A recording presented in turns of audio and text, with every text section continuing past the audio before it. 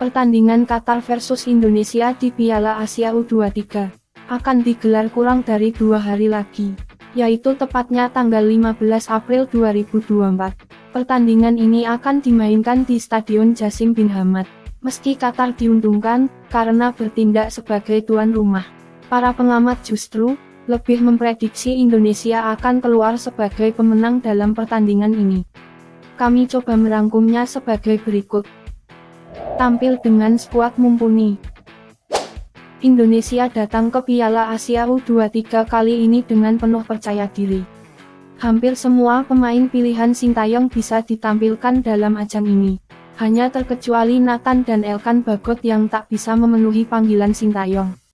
Dikarenaan tak mendapat izin dari klub dan Elkan baru saja sembuh dari cedera. Meski begitu bintang-bintang timnas lainnya diyakini akan tampil garang dan juga solid. Jam terbang tinggi. Sebanyak 16 pemain yang tergabung dalam 23 pemain yang didaftarkan, merupakan pemain-pemain dari timnas senior, di mana skala jam terbang memiliki menit bermain yang cukup. Tentu hal ini sangat positif untuk membuat kepercayaan diri para pemain dalam menghadapi pertandingan melawan Qatar. Mereka sudah terbiasa menghadapi tim-tim kuat Asia, sehingga pengalaman itulah yang akan jadi kunci dalam pertandingan melawan tim U23 Qatar. Banyaknya pemain abroad dibandingkan tim Asia Tenggara lainnya, Indonesia membawa pemain abroad terbanyak, yaitu sebanyak 5 pemain. Mereka adalah Marcelino, Rafael Struijk, Ivar Jenner, Justin Hubner, dan juga Pratama Arhan. Namun kemungkinan Justin Hubner sedikit telat bergabung daripada pemain abroad lainnya, karena masih belum juga dilepas oleh klubnya, Cerezo Osaka. Ini menjadi salah satu faktor penunjang kekuatan inti timnas melawan Qatar.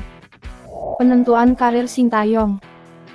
Turnamen Piala Asia U23 dikatakan menjadi penentu karir pelatih asal Korea Selatan itu. Sebelumnya Erick Thohir dan juga coach Sintayong telah sepakat bahwa kontraknya akan diperpanjang sebagai pelatih timnas Indonesia apabila berhasil membawa timnas U23 lolos semifinal Piala Asia U23.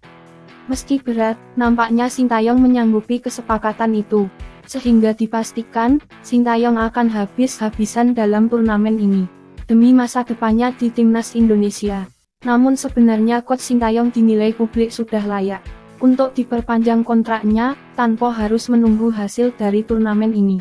Publik Indonesia sudah sangat menikmati gaya permainan yang diusung Sintayong di timnas Indonesia. Ambisi masuk Olimpiade. Jika berhasil masuk semifinal Piala Asia U23, posisi 1-3 besar dalam turnamen ini, nantinya akan bisa langsung tampil di Olimpiade musim panas di Paris, Prancis. Sedangkan posisi keempat harus melalui jalur playoff. Tentu ini sejarah baru yang ingin diukir oleh punggawa timnas. Layak ditunggu seberapa jauh Indonesia melaju di turnamen ini. Karena untuk usia U23, Indonesia baru tampil pertama kali di Piala Asia U23. Berikut jadwal timnas U23 Indonesia di Piala Asia U23 2024. Tanggal 15 April Qatar versus Indonesia. Tanggal 18 April Indonesia versus Australia. Tanggal 21 April Indonesia versus Yordania.